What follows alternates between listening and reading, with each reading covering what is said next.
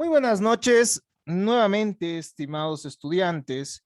En nuestra última clase, nosotros hemos desarrollado el derecho de acrecimiento como una figura, un instituto jurídico del derecho de sucesiones, ¿no? Nosotros desarrollábamos cuáles son los elementos que forman parte de este, cuáles son los requisitos para que proceda el mismo, y veíamos que es un instituto propio del derecho de sucesiones, pero en cuanto a los legados, ¿no? Nuestro ordenamiento jurídico, sin embargo, permite que el acrecimiento opere también respecto a una sucesión legal. Tras haber desarrollado temas importantes como la legítima, tras haber desarrollado temas importantes ya como esos momentos de la sucesión hereditaria que hemos podido estudiar detalladamente, como son la apertura, la vocación, la delación y la adquisición de la herencia, corresponde que nosotros pongamos mayor énfasis a la sucesión legal o ab intestato y revisemos cuáles son las reglas que rigen este tipo de sucesión. Es decir, esta sucesión que implica una voluntad presunta del decujus, ¿no? La ley es la que presupone que esta ha sido la voluntad del decujus y nosotros tenemos que conocer esto muy bien. No está por demás recordarles que en nuestra cultura jurídica, la mayoría de las veces opera este tipo de sucesión. Así que comencemos. Entonces, la sucesión legal o ab intestada o ab intestato, es decir, aquella en la cual no existiría un testamento, es aquella que se va a producir en virtud de la ley. Entonces, la ley es la que va a regular la transmisión patrimonial del causante en favor de sus herederos legales o legítimos, en ausencia de la voluntad del titular expresada válidamente en un testamento. Entonces, de manera simple, cuando no existe un testamento, es la ley la que va a determinar a favor de quiénes va a realizarse esa transmisión patrimonial. Opera por la voluntad de la ley, no por un efecto de la voluntad del causante, ¿no? Hay una voluntad presunta, nos dice la teoría. La ley es la que presume que así lo ha querido el decujus. Entonces, la vocación sucesoria, ese título de heredero, no surge de un testamento, sino que surge de la ley. Y esta sucesión va a tener además vigencia en los siguientes casos. En primer lugar, la sucesión legal va a operar cuando el decujus ha fallecido sin dejar una disposición testamentaria, que es lo más común. También va a operar la sucesión legal o ab intestato cuando el decujus ha otorgado un testamento, pero este testamento posteriormente ha sido declarado nulo en todo o en parte. Si una parte del testamento respecto a una disposición patrimonial hubiese quedado sin efecto, entonces deberán aplicarse las reglas de la sucesión legal. Finalmente, este tipo de sucesión la podemos evidenciar, o bueno, tiene vigencia, cuando el testamento no comprende la totalidad del acervo hereditario. Puede ser, estimados estudiantes, que el decujus, mediante el testamento, disponga únicamente de algunos de sus bienes, es decir, de una parte pequeña de su patrimonio y no así de todo. Es decir, estimados estudiantes, que cuando uno redacta o cuando uno dicta su testamento, no está obligado a disponer de todos sus bienes y de todas sus obligaciones, ¿ya? Puede hacerlo de una parte, entonces, respecto al resto, sobre, sobre el restante, el sobrante, lo que acontecerá es que se deban aplicar las reglas de la sucesión legal. ¿Cuáles son los fundamentos racionales de la sucesión legal? Sobre este punto, nosotros ya hemos revisado algunos aspectos. Tiene su base y sustento en los vínculos de familiaridad entre el decujus y sus herederos. Se trata de vínculos que no se rompen con la muerte y que se reafirman. Recordemos nosotros que lo que manifestábamos anteriormente sobre la teoría, diciendo que, bueno, en vida los familiares tienen el derecho de alimentos, ¿no? Es decir, el derecho de la asistencia familiar. Y después de la muerte tendrán derecho a parte del patrimonio del decujus. Francesco Messineo nos dice que es una especie de deber ético esta sucesión legal.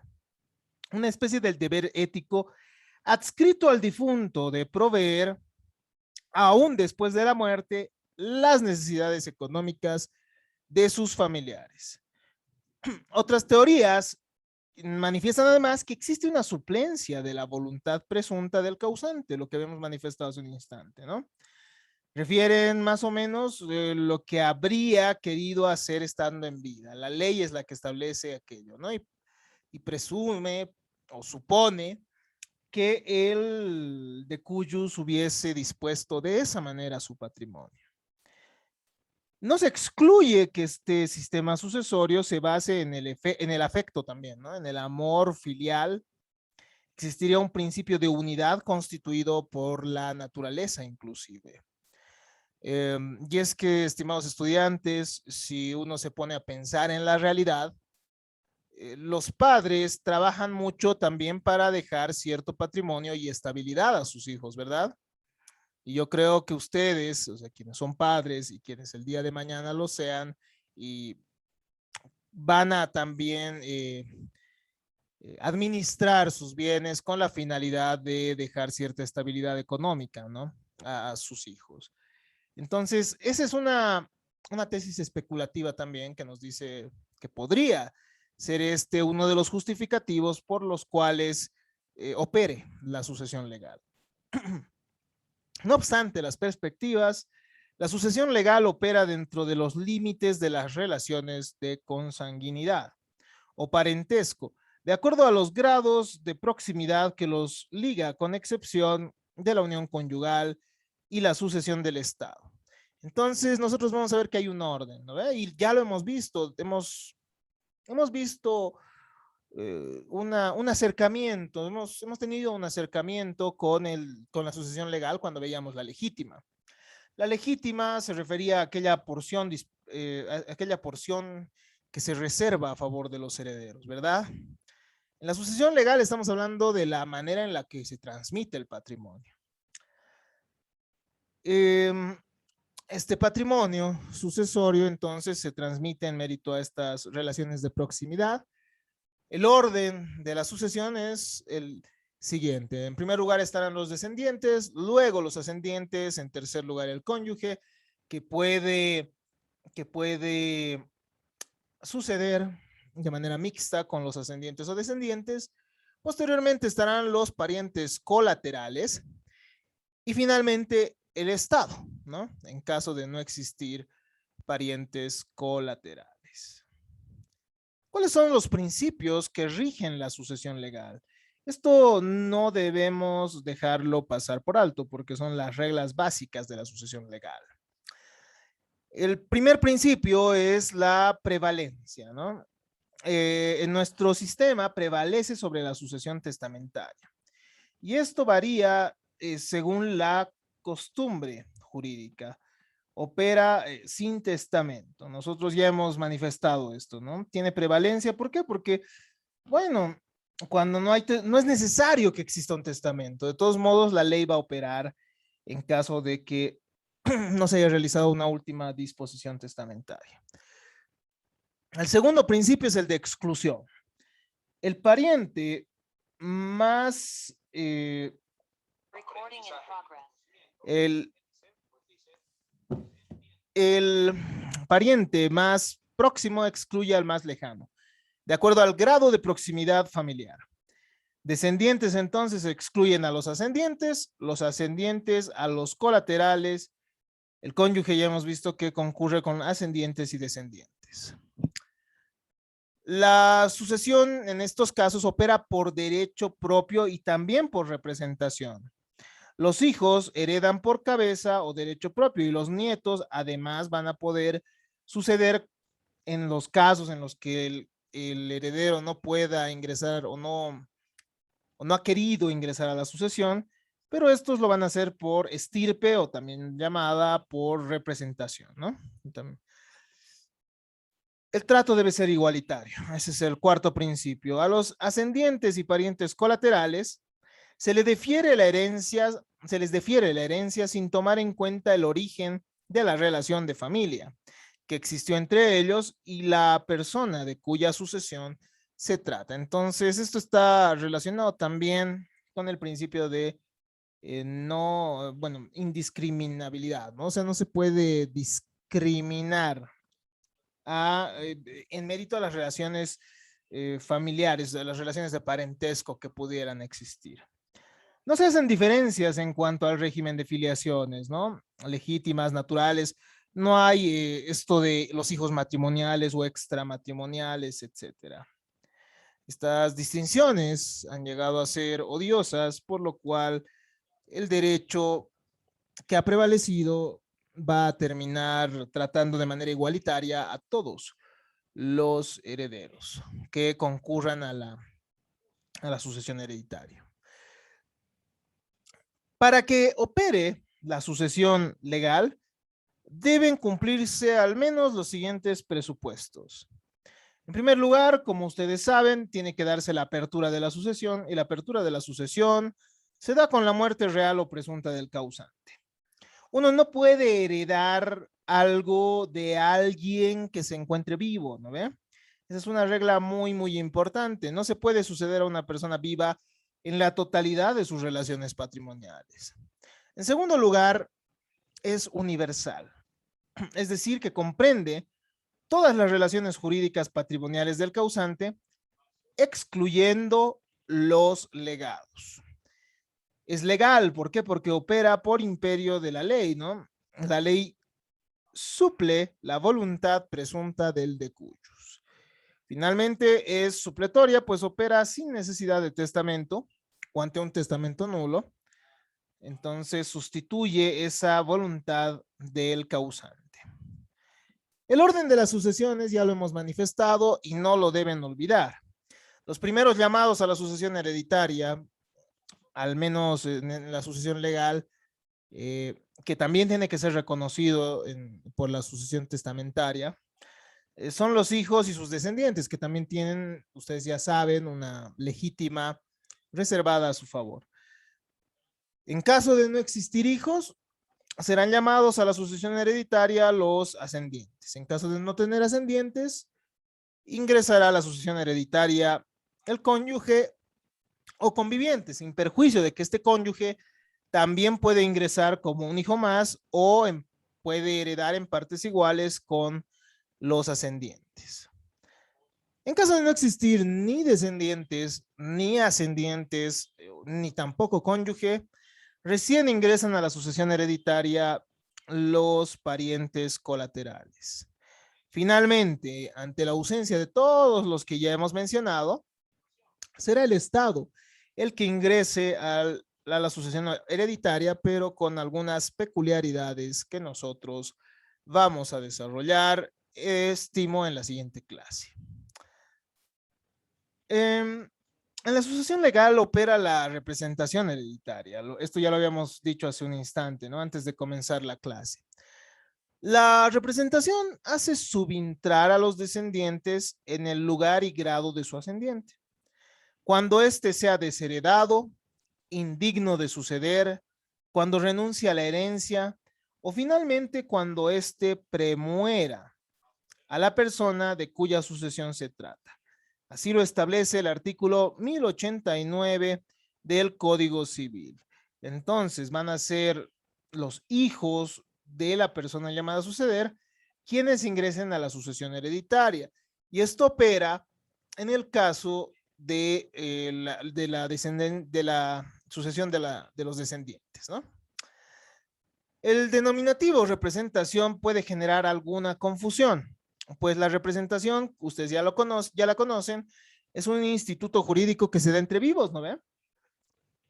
En materia de personas, ustedes han visto que hay tres tipos de representación, seguramente. La representación convencional, digámoslo así, o representación contractual, la representación legal y la representación judicial, ¿no ve? Ustedes saben que un representante puede ser nombrado por mutuo acuerdo, es decir, yo le digo, Claribel, tú vas a ser mi apoderada, entonces me vas a representar en ciertos negocios de la vida comercial, digamos, ¿no? También hay el representante legal. Los representantes legales por excelencia son los padres, ¿no? La ley dispone que ellos representan a los hijos en sus relaciones patrimoniales y la ley es la que lo establece. También tenemos la representación judicial. El juez puede llegar a designar a un tutor. Esto en el caso de la interdicción que ustedes ya conocen. Puede nombrar a también un curador para que represente en algunas relaciones patrimoniales del ausente, por ejemplo, ¿no? Entonces, estimados estudiantes, hay esas formas de representación entre vivos, pero cuando nosotros hablamos de representación en la sucesión, estamos hablando de algo muy diferente, ¿no? Estamos hablando de esa sustitución en la persona, no sustitución, ¿no?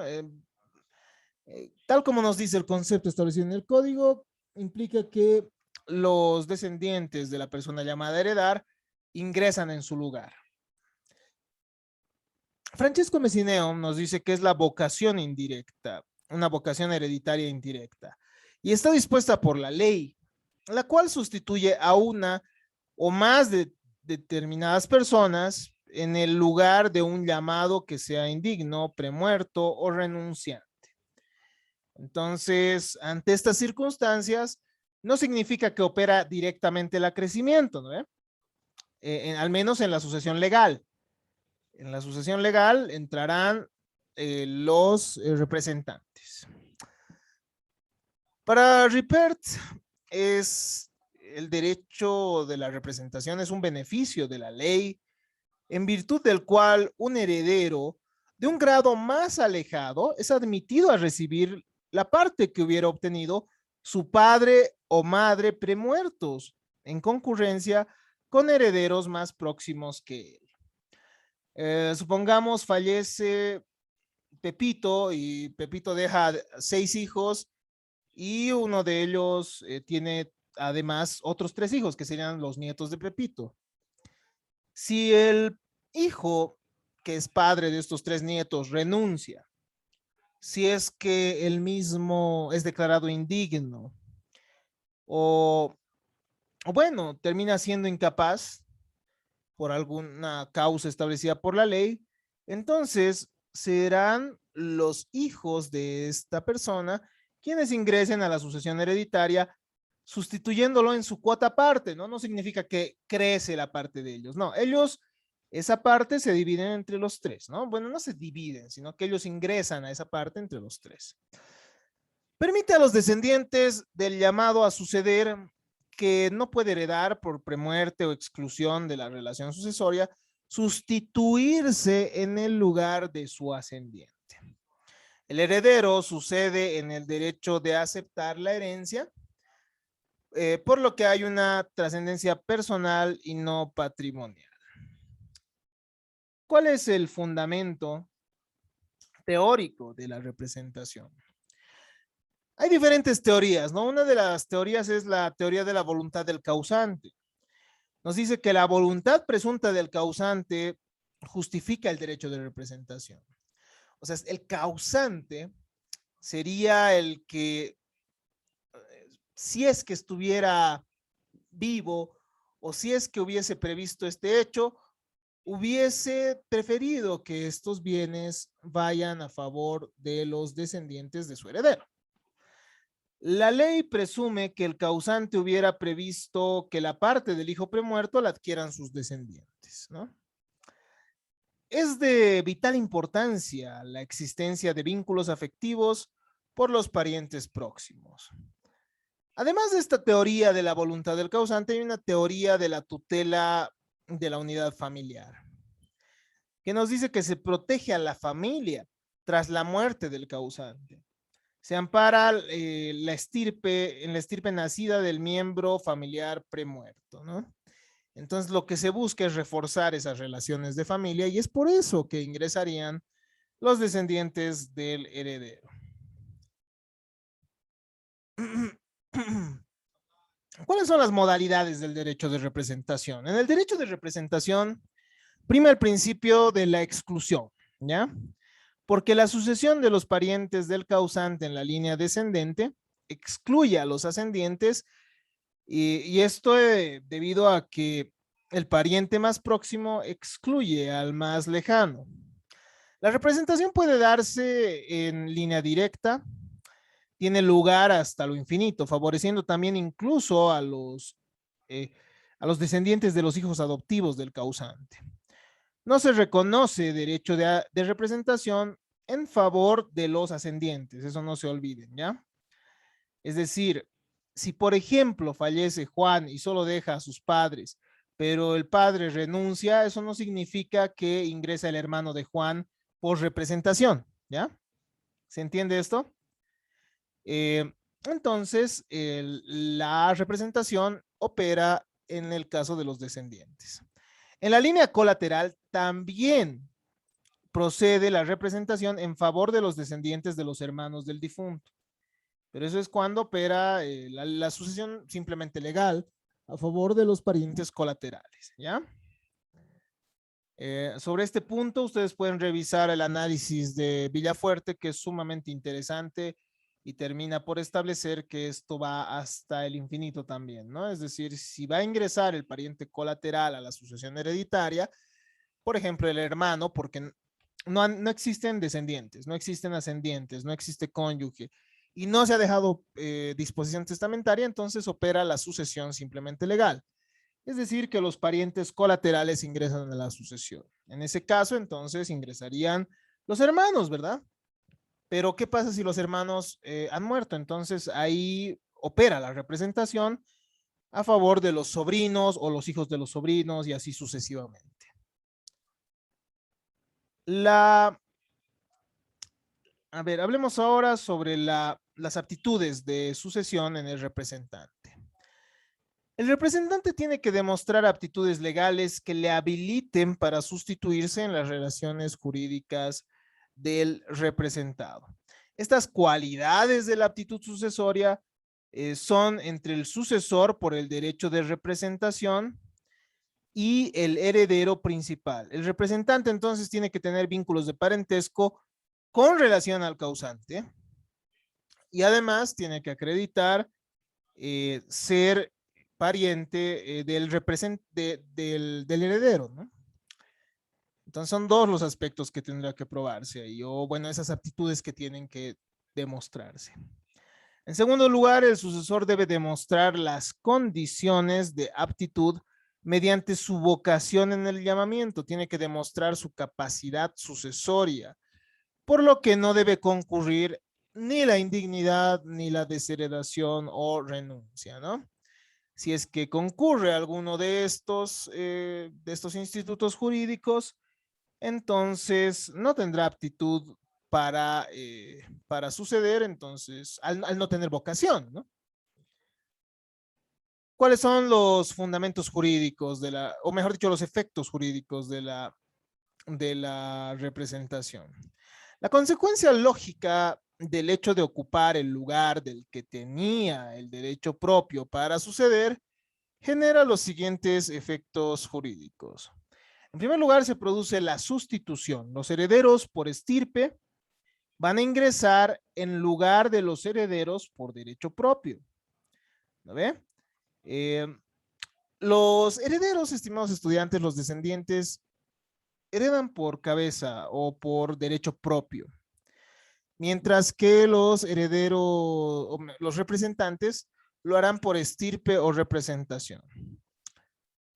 Nace además la obligación de colacionar, que significa, según lo previsto por el artículo 1256 del Código Civil, el representante tiene que colacionar todo lo que se ha donado a su ascendiente, aún en caso que no hubiera heredado a este. Es decir, que tiene que, tiene que poner al patrimonio sucesorio lo que hubiese recibido su causante. En tercer lugar, se subroga en las obligaciones. El heredero que sucede por representación se haya reatado al pago de las obligaciones contraídas por el causante, al igual que los coherederos, ¿no? Entonces, al entrar por representación, estimados estudiantes, como estamos hablando de herederos a título universal, también el representante va a asumir las obligaciones, ¿no ve? Finalmente, la división de la herencia se va a hacer por estirpes, es decir, que no hereda más de lo que heredaría su representado si viviera o de haber podido heredar. Entonces, no puede heredar más el representante, a menos claro que, pero ya no sería una herencia como tal, sino sería un legado, ¿no? A menos que, aparte de ingresar por representación, el de cuyos mediante testamento le hubiese dejado un legado, ¿no? Aparte de esa cuota parte que él tenía. Empecemos entonces realizando un estudio de la sucesión legal de los descendientes y de los ascendientes. Empecemos entonces con la sucesión de los hijos y descendientes. La diferencia que existía entre hijos antiguamente hoy en día ya no está vigente. Hoy en día se la puede considerar como desechada en nuestro ordenamiento jurídico. Y esto debido a que anteriormente incluso el hijo varón tenía mayores derechos que las hijas mujeres, es decir, se veía también la figura del primogénito, es decir, el que primero había nacido podía tener mayores beneficios, pero hoy en día esas distinciones son parte del pasado, ¿no? Y no debería llegar a considerarse siquiera como una posibilidad. En este entendido, la sucesión mortis causa de los hijos ahora es igualitaria. Así procedan en su nacimiento de uniones matrimoniales o extramatrimoniales o relaciones de otra índole. Si una pareja, por ejemplo, tiene un hijo consanguíneo y además un hijo adoptivo y además cada uno de ellos tiene un hijo consanguíneo, bueno, estos tendrán derecho a heredar a sus respectivos padres, ¿no? Entonces, no debemos olvidar aquello. Esto lo hemos podido revisar también en algunas clases anteriores. Los hijos y sus descendientes ocupan el primer lugar del orden sucesorio según lo previsto por el artículo 1094 del Código Civil. Entonces excluyen a los demás parientes, como sucede con los ascendientes y colaterales, salvándose los derechos únicamente del cónyuge superstite. Ahí está mal escrito por ese caso, es superstite, con T, ¿ya? Antes de la I. Los hijos heredan a sus ascendientes por cabeza y los demás parientes como nietos, bisnietos, tataranietos y chosnos por estirpe. Estimados estudiantes, no olvidemos entonces que los hijos pueden heredar con el cónyuge, ¿no? Con el cónyuge superstite. Él puede ingresar como un hijo más y van a recibir la herencia en partes iguales. Heredan a sus descendientes por cabeza, ¿no? Y los demás parientes, es decir, los descendientes de los descendientes, cuando estos no pueden o no quieren recibir la herencia, van a ingresar por estirpe. Esto ya lo habíamos manifestado. En este tipo de sucesión, en la sucesión de los hijos, entonces opera un principio de igualdad. Cuando los descendientes son llamados a la sucesión en el mismo grado, no existen diferencias por el origen, como habíamos dicho, ¿no? Matrimonial o extramatrimonial. No existen tampoco diferencias en lo que respecta a edad o sexo. Bastará que el hijo tenga la filiación inscrita. Al respecto, entonces, es importante mencionar el artículo 62 de la Constitución Política del Estado, que textualmente nos refiere lo siguiente. El Estado reconoce y protege a las familias como núcleo fundamental de la sociedad y garantizará las condiciones sociales y económicas necesarias para su desarrollo integral. Todos sus integrantes tienen igualdad de derechos, obligaciones y oportunidades.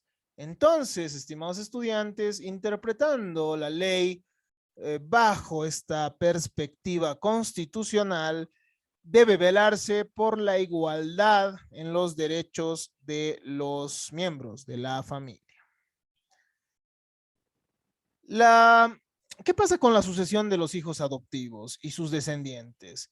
En este caso hay algunos aspectos, algunas regulaciones desfasadas bueno, tienen que analizarse y que incluso podrán ameritar temáticas para realizar una tesis, ¿no? Pese a ello, el Código Niño-Niña Adolescente, el Código de las Familias, ya son normativas mucho más actualizadas sobre estos puntos y reconocen derechos de manera clara, además además de resguardar o bueno, no resguardar, además de evitar la discriminación entre miembros de la familia. De acuerdo con el principio de igualdad jurídica, la proporción de la alícuota parte de la herencia de los hijos adoptivos es idéntica a la que corresponde a los demás hijos. Entonces, si hay un hijo adoptivo y dos consanguíneos, los tres recibirán el patrimonio sucesorio en partes iguales. ¿No ve? Al respecto, podemos mencionar lo previsto por el artículo 82 del Código Niña, Niño y Adolescente, que refiere textualmente lo siguiente, cito textual: la adopción concede a la niña, niño o adolescente igual condición que la hija o hijo nacido de la madre y padre adoptante, con los mismos derechos y deberes establecidos en la Constitución Política del Estado y las leyes, con responsabilidad y reciprocidad familiar sin distinción de roles. Fin de la cita. Entonces, estimados estudiantes, ustedes pueden evidenciar que los hijos adoptivos tienen los mismos derechos, ¿no? El artículo 1095 del Código Civil establece ciertas restricciones para, para los hijos, establece ciertas restricciones para los hijos del, del adoptado. El artículo 1095, ¿no? Como les decía, a ver, vamos a dar lectura. ¿Qué nos dice este artículo 1095? El hijo adoptivo y sus descendientes heredan al adoptante en igualdad de condiciones con los hijos que después de la adopción pudo llegar a tener este último, pero son extraños a la sucesión de dicho adoptante. ¿Ya? Entonces, aquí ya podemos ver una restricción, ¿no? Los parientes del adoptante no podrían favorecer mediante sucesión legal a los hijos del adoptado, si se dan cuenta. Entonces ahí hay algo contrario, ahí hay una antinomia incluso, ¿no? Porque se establece de manera clara que tiene los mismos derechos que los que tiene, que los que tienen sus familiares. Entonces establece que solo pueden suceder al adoptante y no así a los demás parientes del mismo. Según Félix Paz, esto implica un desfase con la legislación del menor de 1999, por lo que también habría un desfase con la actual ley 548 del año 2014.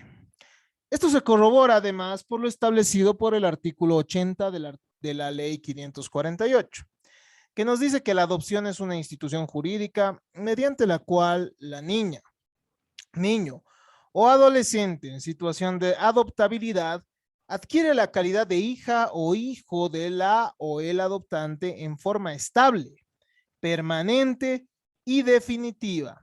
Puede ser nacional o internacional esta adopción.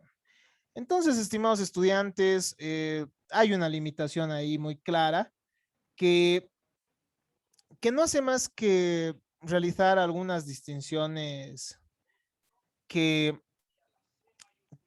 bueno, tienen que analizarse y deberán ser modificadas, ¿no? Deberán ser estudiadas por ustedes. Las disposiciones, entonces, relativas a esto, nos demuestran un régimen anacrónico del Código Civil. Las disposiciones inherentes a la sucesión del adoptado estarían desactualizadas por la transformación que ha operado en las instituciones del derecho de familia. El derecho de niñez y adolescencia también demuestra estos avances, ¿no? Antes, estimados estudiantes, existía la figura de la adopción y además la de la arrogación. Eran dos formas, ¿no? La adopción es atribuir la calidad de hijo del adoptante al que lo es originariamente de otra persona. La arrogación se daba en el caso de niños huérfanos, abandonados o con padres desconocidos que todavía no habían cumplido los 6 años. Luego se conocía otras dos formas de adopción, que eran la adopción simple y la adopción plena. Hoy en día esa distinción no se da. Hoy en día lo único que podemos ver es que la adopción puede ser nacional o puede ser internacional. ¿No ven? Entonces, miren, estimados estudiantes, durante aquellos tiempos la adopción no era estable, tal cual lo es hoy en día. ¿No? ¿Por qué? Porque podía revocarse incluso esa adopción. Hoy en día eso no es posible. ¿Por qué? Porque se genera un vínculo permanente y definitivo, según lo establece la ley 548, el Código Niña, Niño y Adolescente. El Código Civil todavía establece algunas causas de exclusión sucesoria para estos casos. El artículo 1096 nos dice que el adoptado podía ser excluido de la relación sucesoria cuando, estando pendiente el proceso de revocación de adopción por causa imputable a aquel, la sentencia se pronunciaba una vez muerto el adoptante. Entonces, había la posibilidad de revocar la adopción. Hoy en día no, ¿no? Entonces, hay una regla ahí que podría caer en desuso, o tendría que caer en desuso. De igual forma, era posible tramitar la nulidad de la adopción anteriormente, por la cual el adoptante y el adoptado podían quedar fuera de la relación sucesoria. El artículo 1085 del Código Civil se refiere al arrogado, que hereda con los hijos al formar parte de la familia de los arrogadores, ¿no? Entonces, había distinciones que hoy en día nuestro Código Niña, Niño y Adolescente ya no prevé, ya no establece y ya no regula. Entonces, estimados estudiantes, son consideraciones que no debemos olvidar, que no debemos dejarlas pasar por alto, pues el régimen de niñez y adolescencia, la normativa jurídica inherente a esta materia, ha avanzado mucho, ¿no? Ha avanzado mucho al punto de evitar esas distinciones odiosas entre el hijo adoptivo y el hijo consanguíneo. Una vez que hemos desarrollado entonces esta primera parte de la sucesión legal, hemos visto en primer lugar entonces la sucesión de los descendientes, podemos desarrollar la sucesión de los ascendientes, ¿no? La sucesión de los padres. La sucesión de los padres va a operar cuando no exista descendencia, ¿no ve? Los padres no van a heredar en caso de que exista descendientes, en caso de que existan hijos, en caso de que existan nietos, a menos que haya un legado tal vez sobre la parte de libre disposición, ¿no? Del de cuyos. Entonces, el segundo orden sucesorio corresponde a los ascendientes cuando se hayan agotados los parientes en la línea directa descendente. Estos heredan a sus descendientes con exclusión de los parientes colaterales, salvando los derechos del cónyuge superstite o sobreviviente. Como pueden ver, entonces, opera ese principio que habíamos dicho, ¿no? El pariente más cercano va a excluir al más lejano. Así como los hijos excluyen a los ascendientes, los descendientes excluyen a los ascendientes, También los ascendientes excluyen a los parientes colaterales. La cuota hereditaria que le corresponde a los padres del causante es igualitaria para cada uno de ellos. O sea, padre y madre, y estos suceden por derecho propio. Si una persona fallece, entonces, dejando vivos a su padre y a su madre, ellos tendrán derecho a recibir a mitades el patrimonio sucesorio. Si sobrevive solo uno de ellos, este excluye a los otros parientes o ascendientes del de cuyos, como serían los abuelos o bisabuelos.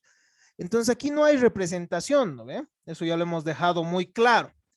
Entonces, si fallece uno de los padres y, bueno, queda el bisabuelo y el bisabuelo que es padre del que ha fallecido, del padre que ha fallecido, el pariente más cercano excluye al más lejano. El artículo 1097 del Código Civil establece que al que muere sin dejar hijos ni descendientes, suceden el padre y la madre, o el que de ellos sobrevive, salvo los derechos del cónyuge o conviviente. Veamos un poco más sobre la sucesión de los ascendientes. No son los únicos llamados a suceder los padres, ¿no? El artículo 1099 del Código Civil se encarga de la sucesión de otros ascendientes, como son los abuelos, los bisabuelos, los tatarabuelos, etcétera. Cuando el causante ha fallecido sin dejar hijos u otros descendientes ni padres, entonces los ascendientes sí pueden suceder, ¿no? Es decir, los abuelos, los bisabuelos, pero siempre bajo esa regla de que el más cercano excluye al más lejano. Entonces, en este caso, ingresan los ascendientes más próximos conforme al orden y grado por partes iguales, aún fuera por líneas diferentes, ya sea paterna o materna. Entonces, por ejemplo, si fallece una persona y no ha dejado padres, pero sí ha dejado a sus 4 abuelos, los 4 abuelos ingresan en partes iguales, ¿no ve? Ahora, ¿qué pasa si ha dejado solo un abuelo? Y además está el bisabuelo. En este caso, el abuelo excluye al bisabuelo, ¿no? No debemos entonces olvidar aquello. En estos casos, se salvan los derechos del cónyuge también. Eso es importante, ¿no? El cónyuge ingresa en una sucesión mixta con los ascendientes y con los descendientes.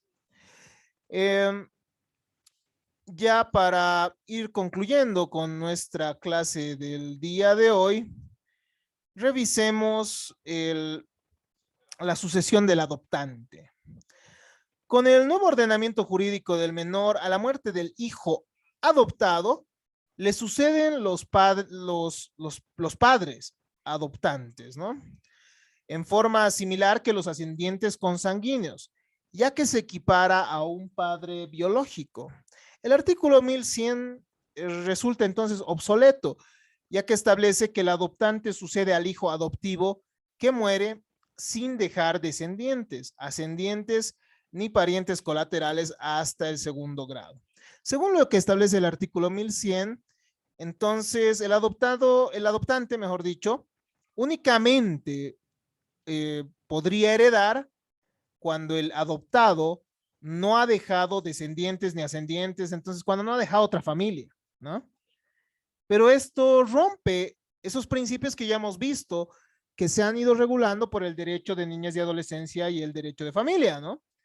En realidad, con la adopción se está formando efectivamente un vínculo familiar, se está formando una relación de parentesco, entonces lo lógico es que el padre adoptante también herede el patrimonio del adoptado. El tratamiento que otorgaba la legislación era desigual e injusto, porque el adoptado podía heredar al adoptante, pero el adoptante solo lo hacía si el adoptado no tenía descendientes, ni ascendientes, ni parientes colaterales. Entonces, si se dan cuenta, llegamos a una situación incluso absurda o injusta, ¿no?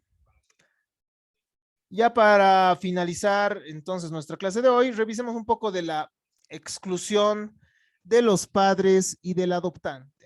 La exclusión de los padres biológicos se puede producir cuando el padre, madre o ambos hayan reconocido al hijo después de su fallecimiento. exceptuando la situación en que haya gozado posesión de Estado en vida. A ver, esto de la posesión de Estado, tal vez ustedes lo han revisado en derecho de familia, aunque era más un instituto que tenía mayor trascendencia con el código de familia y no así con el código de las familias y del proceso familiar actual. Pero bueno, a ver, recordemos entonces algunos aspectos. Eh, y si el padre y la madre reconocen al hijo después de que éste ha muerto, para la ley esto significaría que estos dos padres lo único que quieren es el patrimonio. Entonces, en este caso se excluye la sucesión de los padres. Y es algo lógico, ¿no ve? Ahora, nos dice, esto puede cambiar si es que ha habido una posesión de Estado en vida. ¿Qué significa esto? Si los padres siempre han obrado como padres en vida, y bueno, después ya hubiesen realizado, ya cuando fallece el hijo, los trámites para su reconocimiento, entonces en ese caso sí pueden suceder. Pero el padre, por ejemplo, que no ha obrado como padre durante toda su vida y lo reconoce después de la muerte solo con la finalidad de heredar, no podrá ingresar a la sucesión hereditaria. Si los padres ignoraron el cumplimiento de sus deberes naturales para el hijo, para con el hijo, negándole la certidumbre de su filiación en vida y no cumplen además con sus deberes, al reconocerlo post-mortem, es decir, después de la muerte, para beneficiarse únicamente con la herencia, merecen la sanción civil que niega efectos jurídicos en nuestra área a este reconocimiento. En lo que respecta al adoptante, anteriormente se permitía la revocatoria, decíamos, y la nulidad como causas que podrían excluir la sucesión, la sucesión del adoptante, ¿no? Ya que se extinguía la relación de parentesco. También se da en estos casos se daba en estos casos la imposibilidad del adoptado de suceder. Como podrán ver, estimados estudiantes, hay ciertas reglas que emanan también de una valoración, eh, bueno, siendo tal vez un poco controversial, emanan de un sentido común, ¿no? Uno no puede pretender heredar a alguien después de reconocerlo tras su muerte. Entonces hay ciertas reglas que no debemos olvidar, como esta de la exclusión de los padres. Y bueno, respecto a la exclusión a la exclusión del adoptante, hoy en día la adopción ha tomado mayor firmeza como una institución jurídica y ya se hace más difícil, ¿no? Que existan bueno, ya no es posible aplicar la revocatoria de la adopción o la nulidad de la misma. De esta manera, estimados estudiantes, hemos podido concluir con la sucesión de los descendientes y de los ascendientes. Corresponderá en nuestra siguiente clase analizar la sucesión del cónyuge supérstite, la sucesión mixta. Vamos a ver además cómo pueden llegar a heredar otros parientes colaterales para finalmente estudiar las peculiaridades que se dan en la sucesión del Estado. Muchas gracias por su atención. En caso de que tengan alguna duda, pueden realizar sus consultas por esta clase sincrónica o también mediante nuestro foro de consultas. Hasta acá nuestra grabación del día de hoy.